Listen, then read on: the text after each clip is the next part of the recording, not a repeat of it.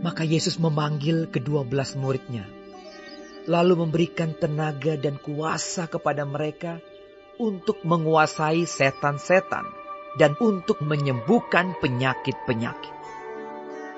Dan ia mengutus mereka untuk memberitakan kerajaan Allah dan untuk menyembuhkan orang.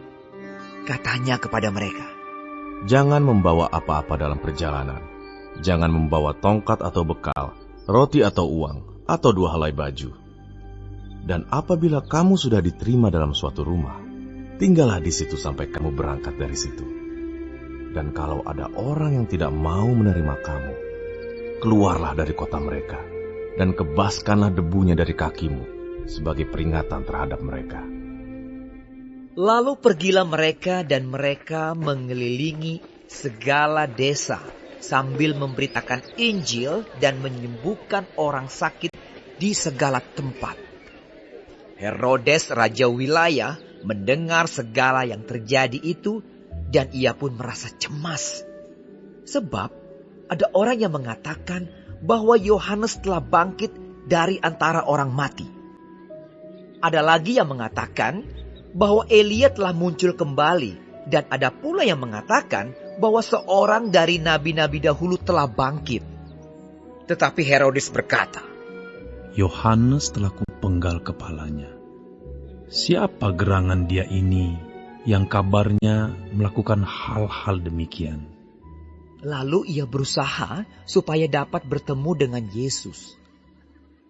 Sekembalinya rasul-rasul itu menceritakan kepada Yesus apa yang telah mereka kerjakan. Lalu Yesus membawa mereka dan menyingkir ke sebuah kota yang bernama Betsaida, sehingga hanya mereka saja bersama dia. Akan tetapi orang banyak mengetahuinya, lalu mengikuti dia. Ia menerima mereka dan berkata-kata kepada mereka tentang kerajaan Allah, dan ia menyembuhkan orang-orang yang memerlukan penyembuhan. Pada waktu hari mulai malam, datanglah ke-12 muridnya kepadanya dan berkata, "Suruhlah orang banyak itu pergi, supaya mereka pergi ke desa-desa dan kampung-kampung sekitar ini untuk mencari tempat penginapan dan makanan. Karena di sini kita berada di tempat yang sunyi." Tetapi ia berkata kepada mereka, "Kamu harus memberi mereka makan." Mereka menjawab, "Yang ada pada kami tidak lebih daripada 5 roti dan 2 ikan. Kecuali kalau kami pergi membeli makanan untuk semua orang banyak ini." sebab di situ ada kira-kira 5.000 orang laki-laki. Lalu ia berkata kepada murid-muridnya, "Suruhlah mereka duduk berkelompok-kelompok. Kira-kira 50 orang sekelompok." Murid-murid melakukannya dan menyuruh semua orang banyak itu duduk. Dan setelah ia mengambil 5 roti dan 2 ikan itu, ia menengadah ke langit, mengucap berkat, lalu memecah-mecahkan roti itu dan memberikannya kepada murid-muridnya supaya dibagi-bagikannya kepada orang banyak. Dan mereka semuanya makan sampai kenyang. Kemudian dikumpulkan potongan-potongan roti yang sisa sebanyak 12 bakul. Pada suatu kali ketika Yesus berdoa seorang diri, datanglah murid-muridnya kepadanya.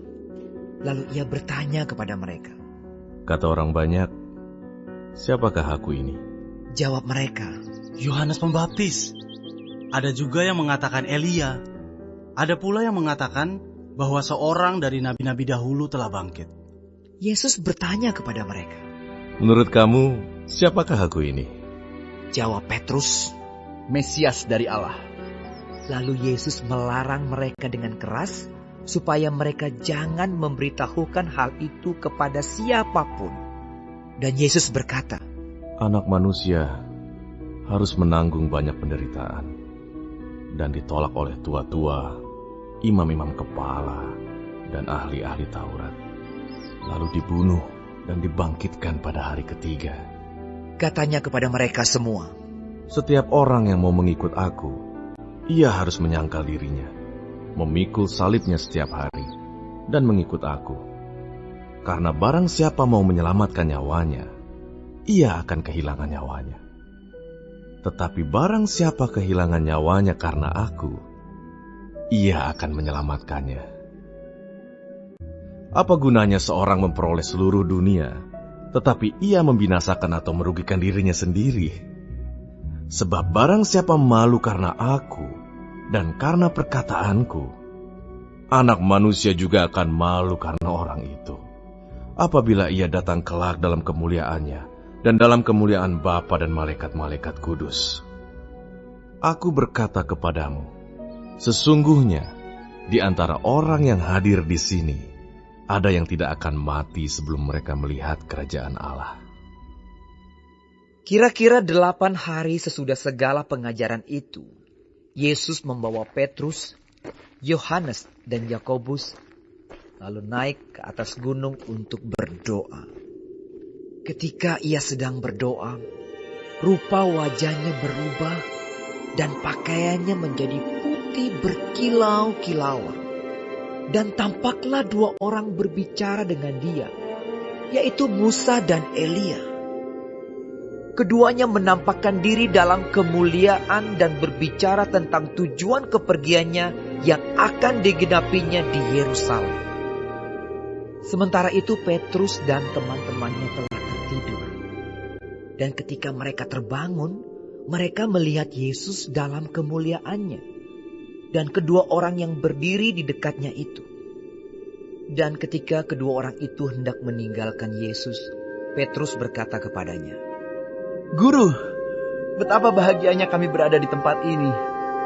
Baiklah kami dirikan sekarang 3 kemah. 1 untuk engkau, 1 untuk Musa, dan 1 untuk Elia. Tetapi Petrus tidak tahu apa yang dikatakannya itu. Sementara ia berkata demikian, datanglah awan menaungi mereka. Dan ketika mereka masuk ke dalam awan itu, takutlah mereka. Maka terdengarlah suara dari dalam awan itu yang berkata, Inilah anakku yang kupilih, dengarkanlah dia. Ketika suara itu terdengar, nampaklah Yesus tinggal seorang diri, dan murid-murid itu merahasiakannya. Dan pada masa itu, mereka tidak menceritakan kepada siapapun apa yang telah mereka lihat itu. Pada keesokan harinya ketika mereka turun dari gunung itu, datanglah orang banyak berbondong-bondong menemui Yesus. Seorang dari orang banyak itu berseru, katanya, Guru, aku memohon supaya engkau menengok anakku, sebab ia adalah satu-satunya anakku. Sewaktu-waktu ia diserang roh, lalu mendadak ia berteriak dan roh itu menggoncang-goncangkannya, sehingga mulutnya berbusa. Roh itu terus saja menyiksa dia, dan hampir-hampir tidak mau meninggalkannya. Dan aku telah meminta kepada murid-muridmu, supaya mereka mengusir roh itu, tetapi mereka tidak dapat.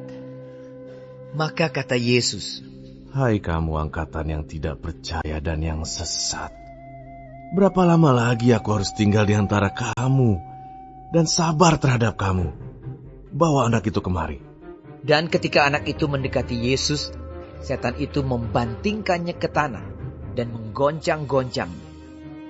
Tetapi Yesus menegur roh jahat itu dengan keras dan menyembuhkan anak itu, lalu mengembalikannya kepada ayahnya.